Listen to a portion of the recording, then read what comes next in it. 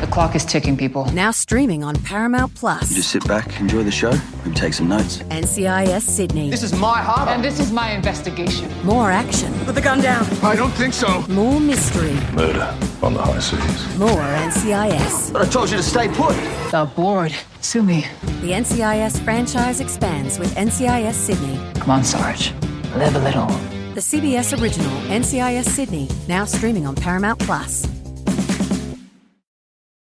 When it comes to quality sleep, Ashley has you covered with top mattress brands at winning prices and with special financing options available. You can snooze now and pay later. Plus, your mattress purchase helps give the gift of better sleep to children in need and U.S. Special Operations Forces. Visit your local Ashley store or shop online today and make every snooze count. Financing is subject to credit approval. See store or ashley.com for details.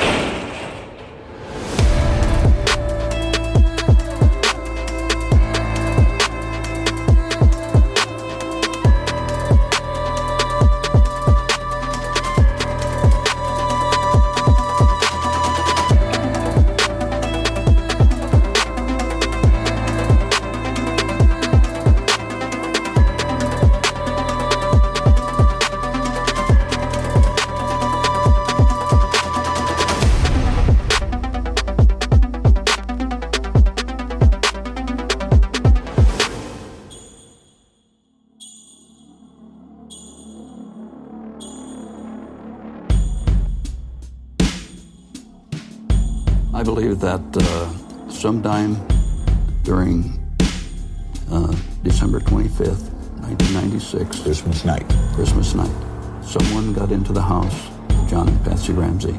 I believe there is some evidence to suggest strongly that he may have come in through a basement window.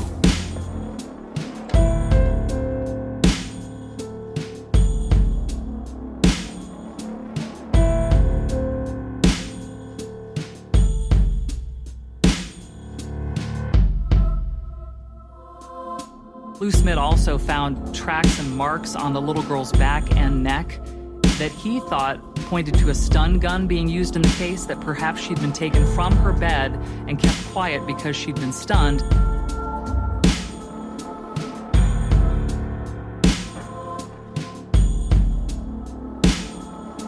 I think that the stun gun is one of the best clues left behind by the killer as far as a clue. But it also may explain why JonBenet did not cry out when she was first abducted. I am convinced that a stun gun was used.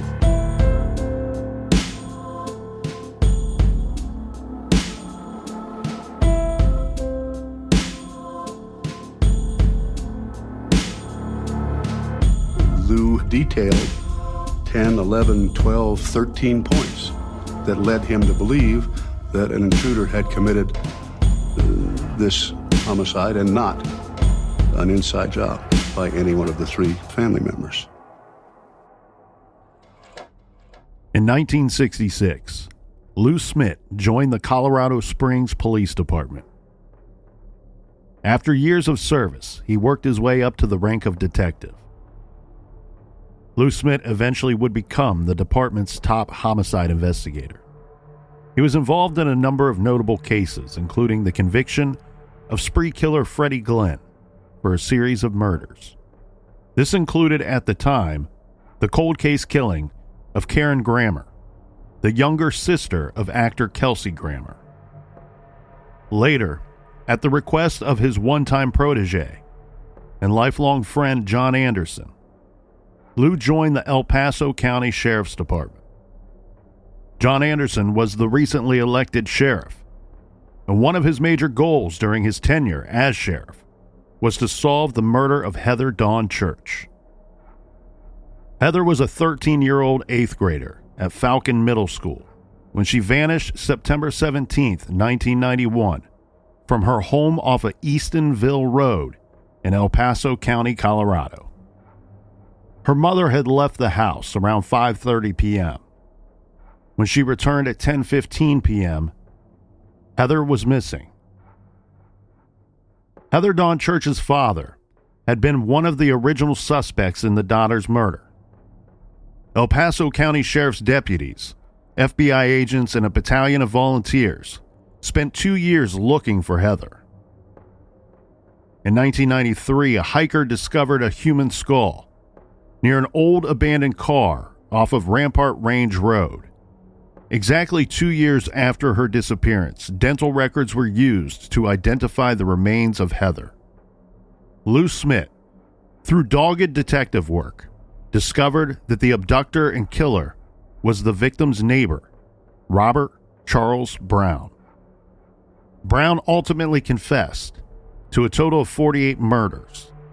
He was convicted for the murder of Heather Dawn Church. We covered the Heather Dawn Church case in True Crime Garage episodes 339 and 340.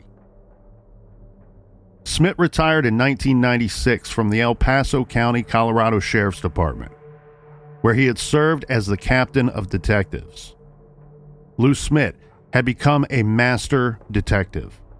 In 1997, 3 months after the murder of JonBenet Ramsey, Lou Smit was asked by the Boulder District Attorney's Office to come out of retirement and to assist with the investigation. Smit resigned from the case after 18 months, having concluded that the Ramseys were not responsible for the murder and that the Boulder Police Department had been unjustifiably pursuing the Ramseys as suspects, despite DNA and other evidence that showed that some other person was responsible for the killing. As a detective, Smit boasted that he had never lost a homicide case in a career in which he worked on more than 200 murder cases, in which a suspect had been arrested and tried for their crime.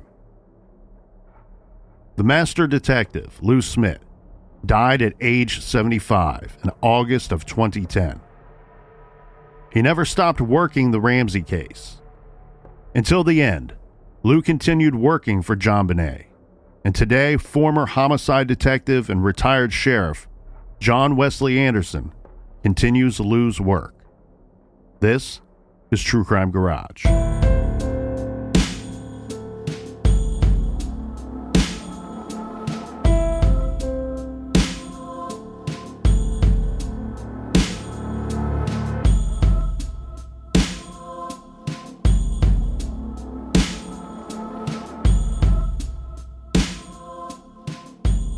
Welcome to the garage, Mr. Anderson.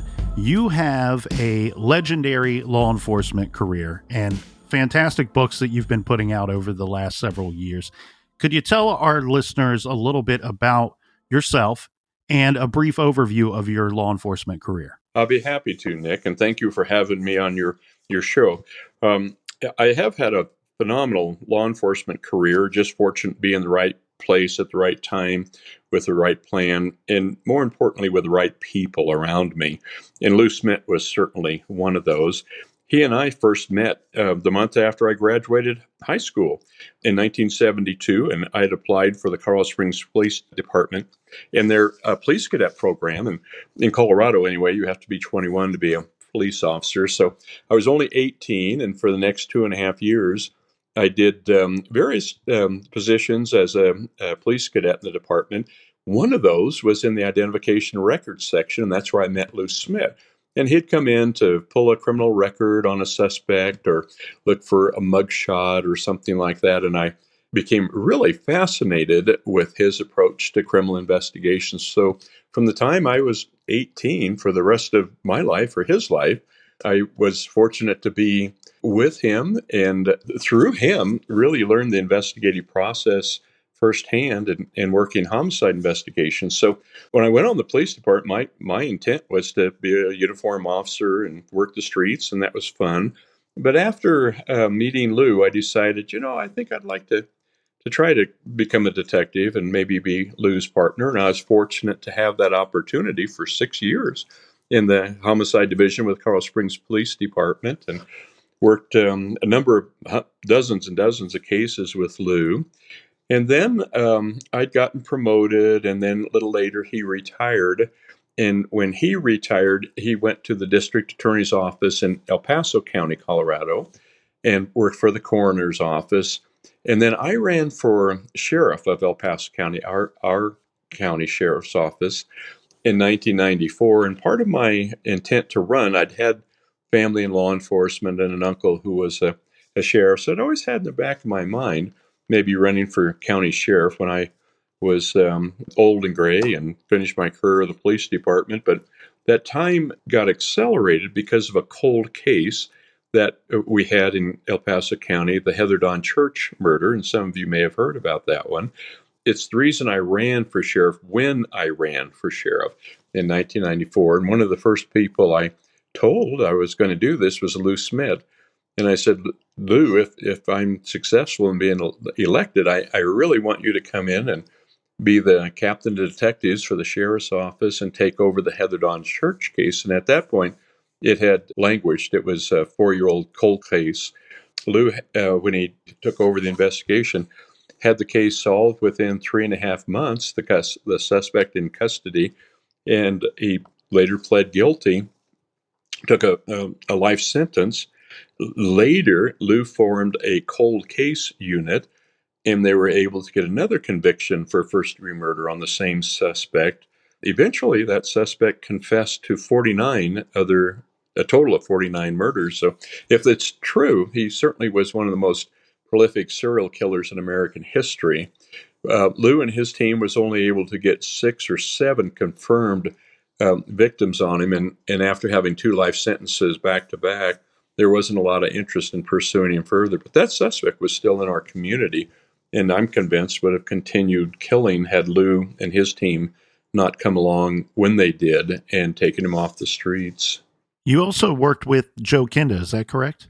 I did, yes. Joe was, for several years, the sergeant of the homicide division, and I worked for Joe and appeared on 5 of his episodes of his television show. And recently you released a book called Lou and JonBenet. Could you tell us a little bit about that book? Yes, I'd be happy to. And part of the motivation was we had just surpassed the 25-year anniversary of JonBenet's death.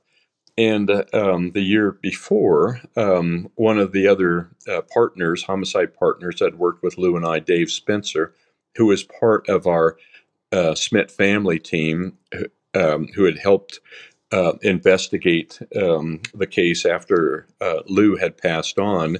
And tragically, Dave passed away in 2020 on the anniversary date, December 26th of 2020. And what it caused me to do was to realize that that it really was up to me to document a lot of the information that we had developed, and also really look at presenting Lou's facts publicly so that other people could understand how was it that Lou had reached the conclusion that an intruder had entered the Ramsey home and that the murder was not committed by a Ramsey family member. And that was really important to Lou. So I thought the book, it's titled Lou and JonBenet, A Legendary Lawman's Quest to Solve a Child Beauty Queen's Murder. I thought that was my way of helping document the case as completely as I could, coming up on that 25-year anniversary. But also the second purpose was to encourage law enforcement to continue to reevaluate the physical evidence, to look at the possibility of the DNA, the foreign DNA that was found under the little girl's fingernails and on her clothing, and use that unknown male DNA to help identify the killer. And one of the things Lou had done before he passed away in 2010, he knew he was dying. He had cancer and was in remission for a short time, and then it returned.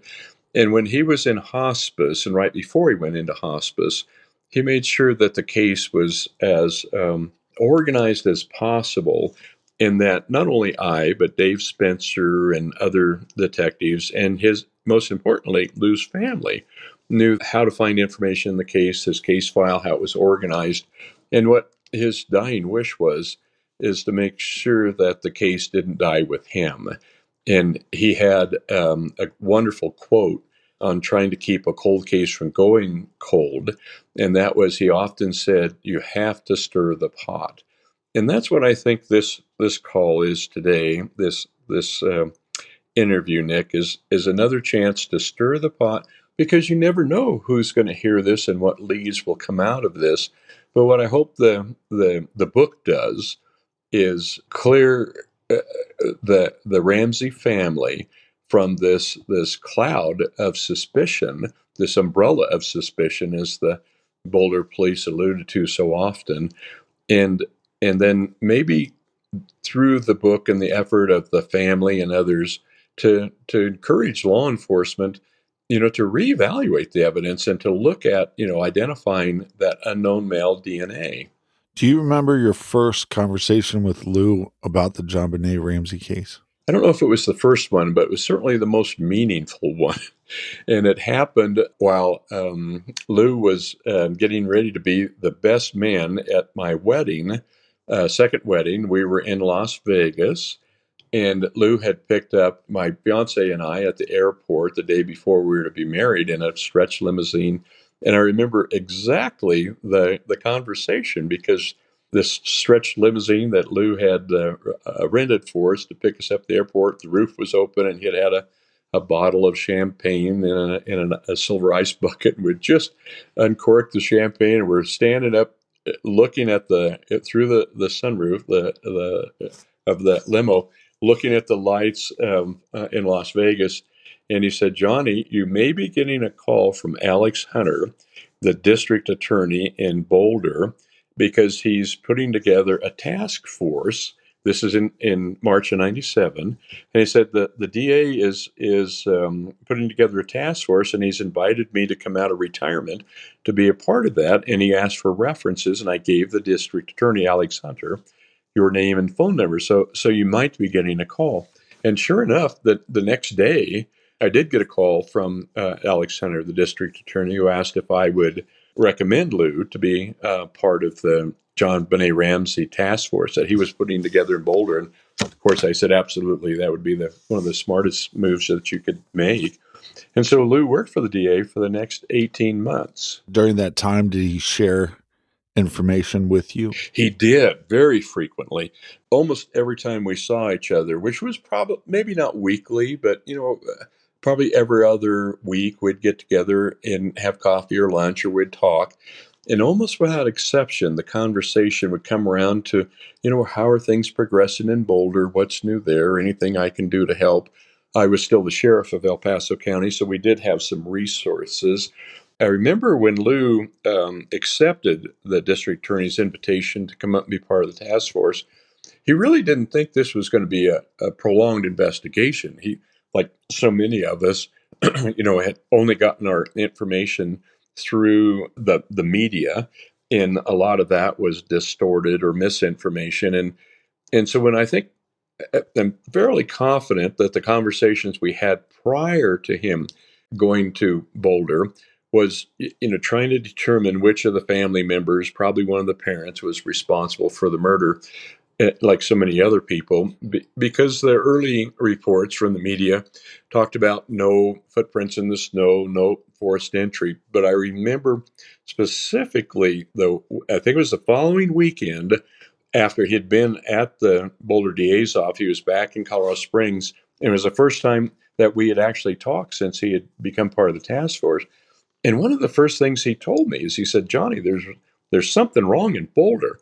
He said the physical evidence is not supporting what is being touted in the media. And he talked about how the reason there was no footprints in the snow is because on the southern facing side of the home, where the sun warms the sidewalk or the building, it melts the snow quicker here in Colorado on the south side of the home. He said there was definitely evidence of forcible entry with a window in the basement on the south side of the house that was accessible through a window well that was left standing wide open, and it had a window pane at the top that had been broken out, that was used by JonBenet's father the previous summer. and he'd reached through, he'd locked himself out of the house. So what he did was he crawled into that window well. There's a heavy metal grate on it, so he removed the grate, crawled into the window well, and he broke this one window pane out at the top of the window, closest to where the lock was, reached in, unlocked the window, opened the window, went inside through the basement, turned around and locked the window behind him. But he said to his regret the rest of his life was that he never had that window pane repaired. And that was what Lou believed the suspect used to enter the Ramsey home on Christmas night. The thing that fascinates me about that situation is not just that he finds a possible point of entry for an intruder. You know, there are some that say, well, there's evidence to suggest that that's not the way that one would have gotten to that home. But what fascinates me about that aspect is it's the total reverse of what we had been told up until that point. No signs of forced entry into the home. And what's so confusing about this crime scene to most people, most of us don't live in a home that big with that many doors, that many windows. And we clearly know that Boulder PD overlooked a lot of valuable information and possible evidence at the crime scene. Heck, they didn't find the victim for several hours after being on the scene. You're right, Nick. And matter of fact, they weren't even the ones who found the victim's body. It was her father 7 hours after the 911 call came in. And from the time the first Boulder police officer arrived at the Ramsey home, there was a series of fatal errors that were made to investigate the case properly. The first officer was handed the ransom note, who looked at it, handed it back, and that ransom note got passed around to many people in the home. There was probably as many as maybe up to 24 people who were allowed into the home. It was never secured. In the Boulder police, there was other uniform officers arrived, a sergeant, the commander on duty at the time came. So there were a number of uniformed plainclothes and crime scene technicians from Boulder PD who arrived to initially process the scene. After about 2 hours, they all left. And one detective, Linda Arndt, was tasked with remaining at the home just in case the suspect called and made arrangements for the ransom demand to be picked up. It was this detective, Linda Arndt, after several hours later, with nothing happening, is when she instructed John Ramsey to take one other man who was in the home and to search the house again from top to bottom to see if anything was out of place. So John Ramsey took one other, a friend of his, another gentleman, and they started in the basement. When he went into the basement, he pointed to that open window, and he said, "That's that window that's standing open, and there's this blue suitcase that's underneath that window, standing upright." And he said, "That wasn't like that before. That window was closed. That's the window that I used to get in when I locked myself out of the home last summer."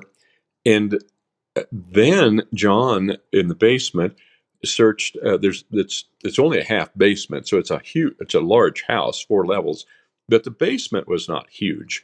And when there's only like 4 rooms in the basement, so when he walked through the room where the window was standing open, they called that the train room, just because there was a toy model train set up in the basement for the kids to play with. But he walked into another room that they called the boiler room. And then adjacent to the boiler room was a smaller room that they called the wine cellar, although there was no wine in it.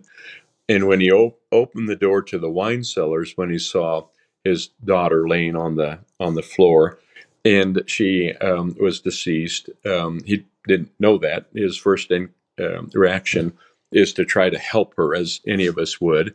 And he noticed immediately that there was black duct tape over her face, over her mouth. So he ripped that off, again contaminating the scene, tries to untie the knots that were around her wrists and around her throat from the garrote.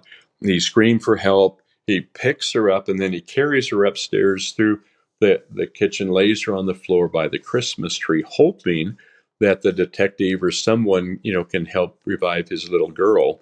From the time that the police officers first arrived to the time that her body is found 7 hours later, there's a known number of neighbors and friends and police officers, first responders, crime scene investigators that have contaminated the crime scene.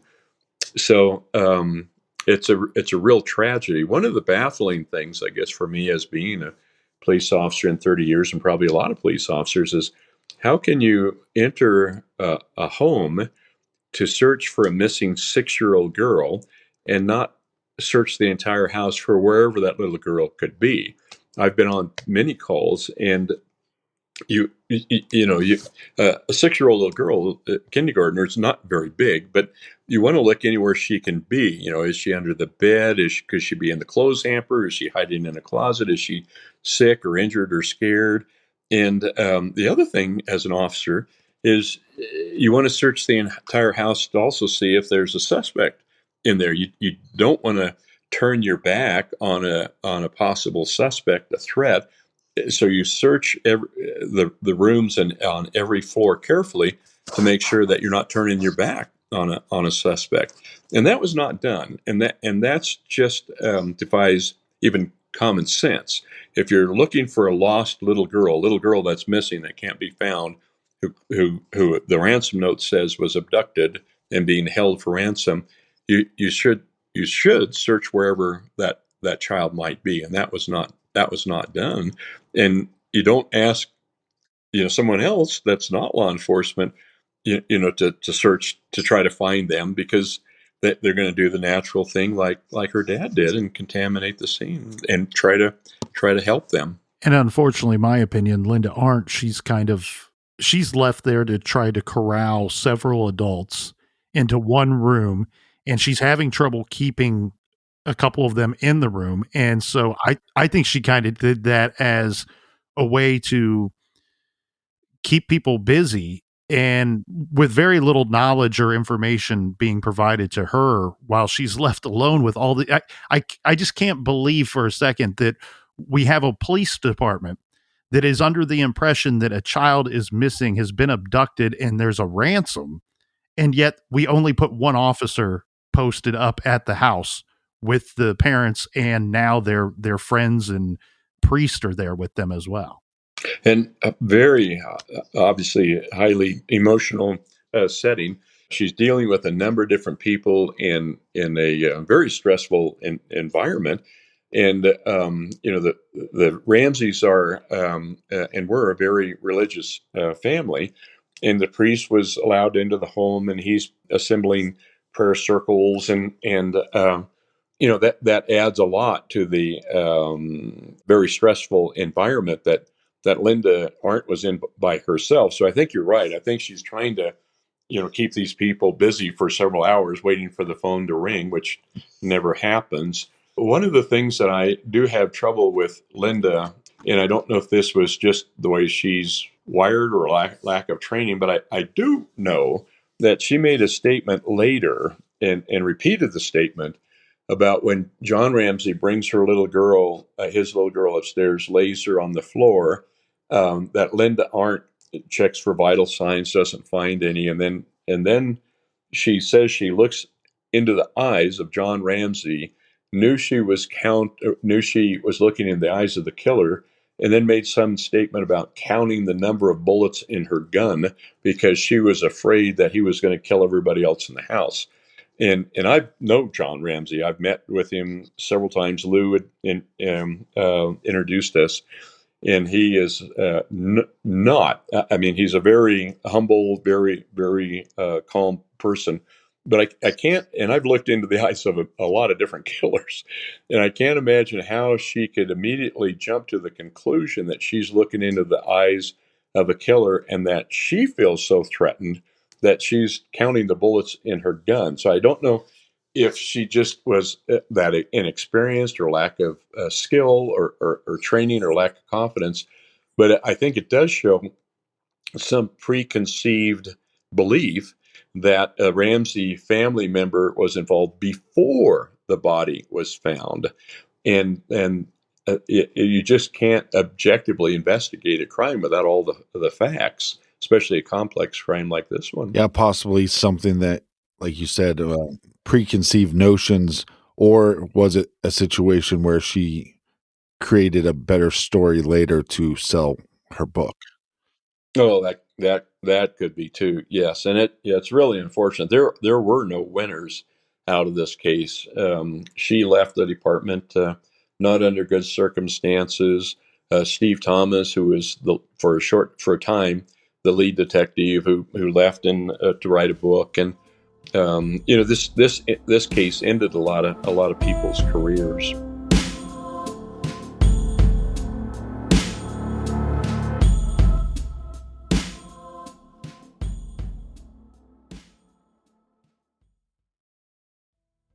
This show is sponsored by BetterHelp. Do you look forward to the holidays? Maybe you struggle with seasonal blues. This time of year can be a lot, and it's natural to feel some sadness or even anxiety about it. But adding something new and positive to your life can counteract some of those feelings. Therapy can be a bright spot, something to look forward to make you feel grounded, and to give you the tools to manage everything going on. If you're thinking of starting therapy, give BetterHelp a try. It's entirely online, designed to be convenient, flexible, and suited to your schedule. Just fill out a brief questionnaire to get matched with a licensed therapist and switch therapists at any time for no additional charge. Find your bright spot this season with BetterHelp. Visit betterhelp.com/garage today to get 10% off your first month. That's BetterHelp, HELP.com/garage. If you're a parent and you want to help your child get better grades this year, but you don't want to pay for costly tutors, then IXL is right for your family. IXL is an online learning program for kids. IXL covers math, language arts, science, and social studies through interactive practice problems from pre-K to 12th grade. IXL even has skill plans for specific textbooks. As kids practice, they get positive feedback, awards, and clear explanations when they get questions wrong. Plus, as your kid uses it, the IXL program figures out what your kids need more help with and adapts to recommend more topics to practice. Save time and money. One subscription gets you everything, and all memberships start at only $9.95 a month. See why 1 in 4 students in the U.S. are learning with IXL. IXL can tackle all of your kids' specific needs, whether it's struggling with the subject, trying to keep up with class, trying to get ahead, or studying for a test. Plus, the videos learned by example paired with each question and explanations are all especially helpful. Plus, you'll save time. Leave it to the experts, I say. Leave it to IXL to help you out. Now is the time to get IXL. Our listeners can get an exclusive 20% off IXL membership when they sign up today at IXL.com/garage. Visit IXL.com/garage to get the most effective learning program out there at the best price. If you've been wanting to learn a new language because you want to connect more with family members whose native language isn't English, or because it could make you a more competitive job applicant, then Rosetta Stone is for you. Rosetta Stone is the most trusted app out there. It will fast-track your language acquisition because lessons are immersive. They're designed to teach you to pick up languages in a natural way. Choose from one of 25 languages. Plus, with Rosetta Stone's True Accent feature, you'll get feedback on how well you're pronouncing words. Rosetta Stone is convenient. It can be used on desktop or as an app, and lessons are as short as 10 minutes. Plus, it's an incredible value, especially compared to pricey tutors. A good friend of mine is learning German. Why? Because his ancestry. He wants to learn more about his family's history and connect with extended family members. So he is using Rosetta Stone to learn German. And he's told me that Rosetta Stone has made it fast and easy on his journey. Don't put off learning that language. There's no better time than right now to get started. And Rosetta Stone makes the perfect holiday gift. For a very limited time, True Crime Garage listeners can get Rosetta Stone's lifetime membership for 50% off. That's 50% off. Unlimited access to 25 language courses for the rest of your life. Redeem your 50% off at rosettastone.com/garage today. This holiday season, you should give a gift to your loved ones that makes them feel super special and unique, just like the relationship you share. That's why you should give everyone you care about Storyworth. Storyworth is an online service that helps you and your loved ones preserve precious memories and stories for years to come. It's a thoughtful and meaningful gift that connects you to those who matter most. Every week, Storyworth emails your relative or friend a thoughtful, provoking question of your choice from their vast pool of possible options. Each unique prompt asks questions you never thought to ask, like, what's the bravest thing you've ever done in your life? After 1 year, Storyworth will compile all your loved ones' stories, including photos, into a beautiful keepsake book that you'll be able to share and revisit for generations to come. That's why I believe Storyworth is the perfect gift. It's the gift that keeps giving generation after generation. So don't give your loved ones the typical boring gift that everybody's going to give them.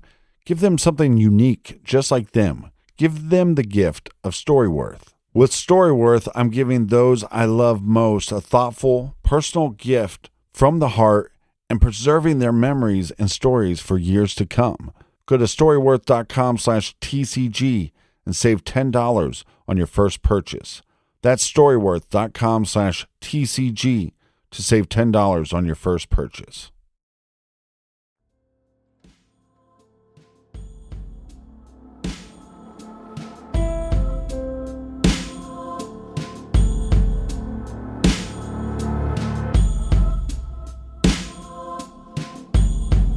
Now, when you were having your almost weekly meetings with Lou, like you mentioned, there's misinformation like the footprints. I mean, I remember when we looked into this case and going, well, there's no footprints in the snow, so therefore it had to be an inside job. And then you later find out that there was parts of the yard that didn't have snow. So there obviously couldn't be any footprints. Was there other pieces of misinformation that Lou was pointing out to you that you remember being shocking? Yes, and I don't want to misrepresent my involvement because it was minimal. Right. And again, it was probably only once or twice a month that Lou and I would talk, or in social in encounters, or just have lunch or coffee, just to stay in touch with friends. And then the case would come up. So I don't want it to come across like I was advising him, or consulting on the case, because that's not the circumstances at all. But what I can say, though, is when we would meet, he would continue to add one more piece of evidence or one more layer of information that excluded the Ramsey family and pointed again to the intruder.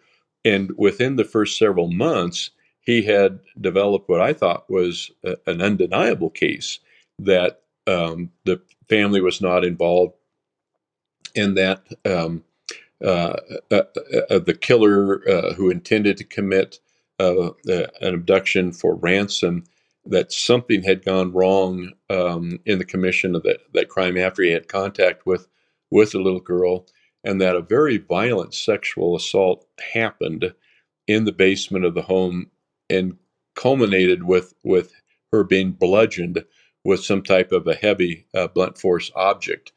But I know that Lou had a difficult time trying to communicate to the Boulder detectives the evidence that really should be pursued, that again would convince most people beyond any reasonable doubt that the Ramseys weren't involved. And some of that evidence had to do with what was brought into the home by the killer and what was taken away. For example, Lou put a lot of emphasis on the paracord, the white parachute cord that was used to fashion the garrote that was found on JonBenet's around her throat. and also is the same cordage that was used to bind her wrist. And what Lou knew was, and we have all in investigations been taught this, the idea of the uh, transfer theory that states whenever crime is committed, the suspect either takes something into the crime scene or takes something away from the crime scene, takes something with them. And what Lou pointed out was the paracord is a good example because it's called paracord 550. It's not a common cordage, especially back in the 90s. It was mostly for military purposes. It was used for suspension lines on a parachute. And later, it became more popular with outdoor people, hunters, and so on, because it is such, it's so strong.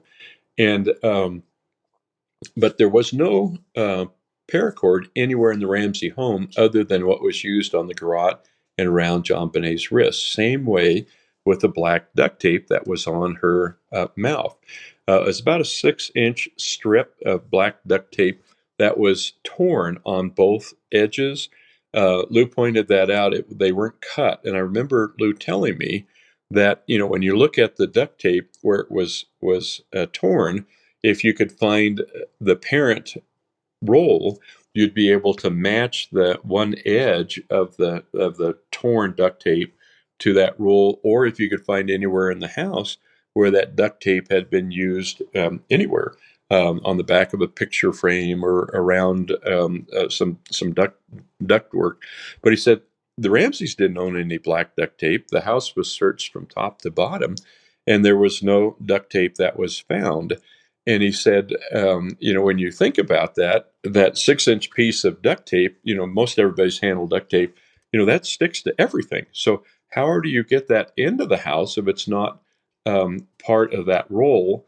And then Lou also talked about the stun gun, and that was something else that he put a lot of time and energy in as the case continued to evolve when he was still with the district attorney's office, and trying to get the Boulder detectives to look at the stun gun marks, that the wounds that were on JonBenet's back on the left side and on the right side of her cheek below her right ear. And what Lou pointed out is that these are thermal wounds, abrasions, and they were rectangular in shape and measured 3.5 centimeters apart, both on the side of her face and not on her back. And Lou became convinced they were thermal wounds caused from a stun gun, the discharge of a stun gun, when it is placed in contact with the flesh, not with the barbs being shot into the person, but by the cartridge from the top being removed and the electrodes actually come in direct contact with the body. And the detectives, even up to the last time I talked to the homicide detectives several months ago, they denied that was even a remote possibility. So one of the things Lou had done when he left the Boulder DA's office, he resigned in protest when they were getting ready to take the case in front of the grand jury. He could see that the whole purpose was politically charged to indict the parents, and he wrestled with that. He showed me the draft of the letter he was sending to the district attorney to resign from the task force, and he said, I know this is going to be really hard to work this case from the outside looking in, but he told me, he said, I just can't be a part of this because they're using the grand jury system to indict these parents who are grieving parents who are not involved in this murder, and they're trying to indict them for the death of their little girl. And he said, I just can't be a part of that. So what Lou tried to do was, in protest, was to draw attention to the fact that some objective body needs to look at the evidence that the Boulder police had refused to acknowledge. And it wasn't just the police, it was the district attorney in Boulder, the special prosecutors that were appointed by the governor at the time. And Lou asked to be allowed in to present his side of the case because it was not being presented. And one of the most forceful things he wanted to get in front of the grand jury was the evidence of the intruder, the photos of the crime scene that showed the window standing open in the basement, that there was no snow out there. But one of the most important things was the foreign DNA that was left on the under JonBenet's fingernails and on the crotch of her panties, and that eliminated any member of the Ramsey family within 3 weeks of the murder. And that information was never released. In fact, it didn't get to the district attorney's office where Lou was working for several months. I think it was July of '97 when that lab report finally came through to the DA's office, and Lou knew immediately that was information that was not being released anywhere, that really did exclude the Ramsey family. In all of your years in law enforcement, and as a detective, as a sheriff, you've seen it all. Have you ever witnessed or been a part of or experienced such a divide between a police department and a district attorney's office in a homicide, a child abduction, a situation where parents killed the child, any number of those scenarios? Have you ever witnessed a situation more divided than what was going on in Boulder with the JonBenet case? I have not, and that was very out of character with the law enforcement agencies that Lou or I had ever worked with. In fact, in our 40-year career, if you count the Homeland Security work that I did, all of the law enforcement agencies worked very much as partners. We were aware of where one jurisdiction began and another ended, so we wouldn't step on one another's, get out into out of bounds. But what we try to do is utilize their strengths. A good example is if there was, grand larceny auto that crossed, state lines, the FBI could prosecute and, had a greater reach, than we did. And at that time, felony grand larceny auto carried a higher penalty.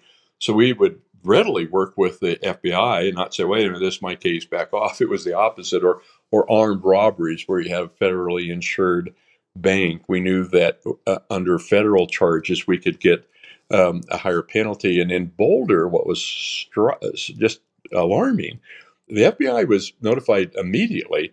And in fact, they were allowed to put up a phone trace on the Ramsey phone, but they were never allowed in the house, which was baffling because everybody else was being allowed in the house. But the FBI, from the very first, within the first 3 hours, the resident agent in charge of the Denver office said, look, we have experts that we can bring in. We have, crime scene investigators, let us help. And Boulder PD, to include up to the staff officers, refused to let the FBI even step foot into the crime scene other than the phone trap.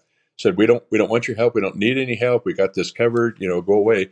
And then that was exasperated with within a few days when the Denver Police Department offered 2 homicide detectives to be loaned from Denver's homicide unit to the Boulder Police Department at no charge.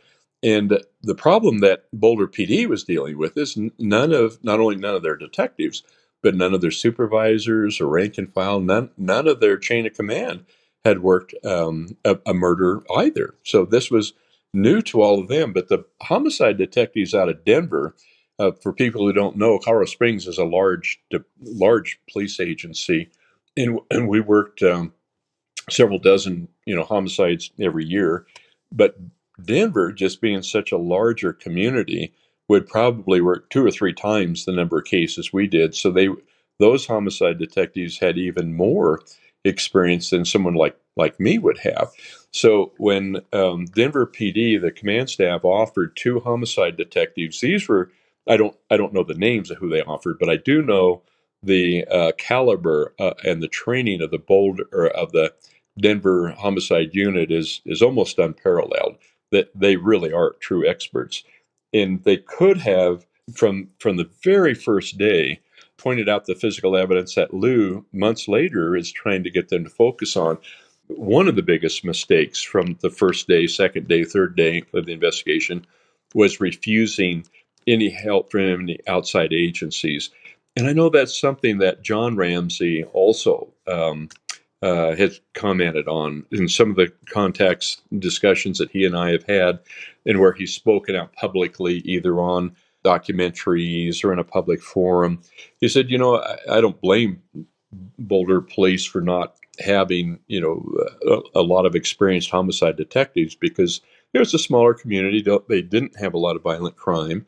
But he says the thing that I will never forgive them for is that they turned down help from the very beginning that would have completely changed the course of this investigation and perhaps the outcome. Frankly, my speculation is this. We have Boulder PD, who doesn't seem, Alex Hunter, the DA, they're not getting along, seeing eye to eye completely on this investigation. Boulder PD is steadfast, saying, well, Patsy Ramsey killed JonBenet. Alex Hunter is simply saying, well, we don't have enough evidence to take this to trial, or beyond that, get a conviction. So Lou essentially is brought in by Alex Hunter simply to find that evidence, right? He's correct. How many homicide investigations? Yeah, over 200. Yes, over 200 with the clearance rate of what? I think Lou probably had about a 98% clearance rate, maybe. Yeah, right at that. That very few cases did he not clear. And the other amazing thing is he never lost a case in court. He had a 100% conviction rate. So he's worked 200 more homicide cases than John Eller, the captain of the detectives for Boulder PD. Worked 200 more homicide cases than Steve Thomas, who was one of the lead detectives on the JonBenet case. And he's brought in essentially to find evidence to take Patsy Ramsey to trial that they could not find. And when he comes back to Alex Hunter and says, the evidence you're looking for is not here because I'm finding evidence that something else happened. Another theory is probably the more likely. And Alex Hunter eventually says, I'm going to take this to the grand jury, who's already been tainted from the media for months and months and months. And we're going to get this thing to trial that way. And Lou basically says, well, I got to get out of this because you're not respecting the investigation. I'm following the evidence where it led me. And I'm here to tell you that this is not my findings, correct? That is correct. One slight a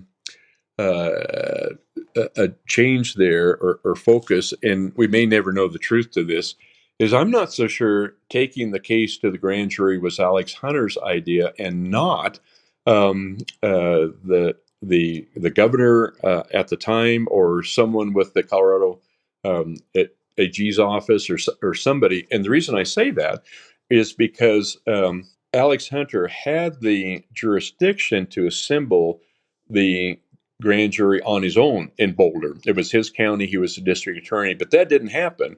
What happened is the governor of Colorado at the time appointed 3 special prosecutors for the grand jury. They're the ones who came into Boulder, and they opened up that impaneled the grand jury. And then they ran for months and months taking testimony. And once that was over, the grand jury did return a true bill indicting both John and Patsy, not for a murder, but for a lesser crime of, and I can't remember the statute that was cited, but it was something about enabling or endangering, their child or something like that. And then Alex Hunter quashed the true bill. He just took the true bill rather than charging the parents. And that's when he makes the statement that you just referred to, Nick, about there's no evidence to convict anybody in this crime. And so what Alex Hunter did was he just put both of those true bill indictments in his bottom desk drawer, never acknowledged them. And it wasn't until later, when he's out of office and the next district attorney comes in, her name was Mary Lacey, and she's the one who issues the letter to the parents saying that they Boulder District Attorney's Office, acknowledged that no one in the Ramsey family was involved. And then this next district attorney to Boulder, Stan Garnett, he's the one who first acknowledges that, to my understanding, that there was actually a true bill indictment from the grand jury, because that was never released. And when he does this, he points out that the statute of limitations on that charge had ran out. Now, had they been charged with a first-degree murder, there's no statute of limitations there. But by the time that information surfaces years later, that the grand jury did return a true bill on both the parents, that was new information. But it was Alex Hunter who made the determination there's no way, that they can be convicted of this crime. And I did not talk to Alex Hunter specifically about this, but I know him, and he's a brilliant man, and could think through a criminal investigation methodically. Was well known in Colorado law enforcement circles as a bright prosecutor. I have absolutely no doubt that he knew that his biggest challenge, if he did indict the parents, was the defense attorney's star witness was going to be his former investigator, Lou Smit.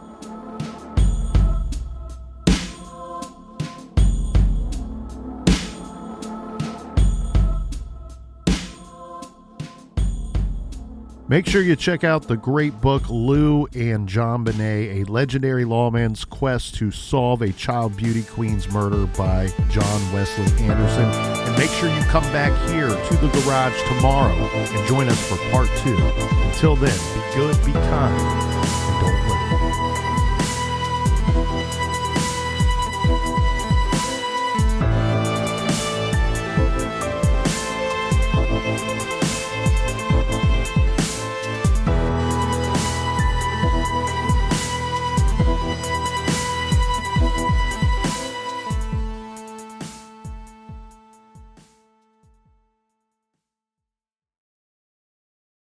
Finding the music you love shouldn't be hard.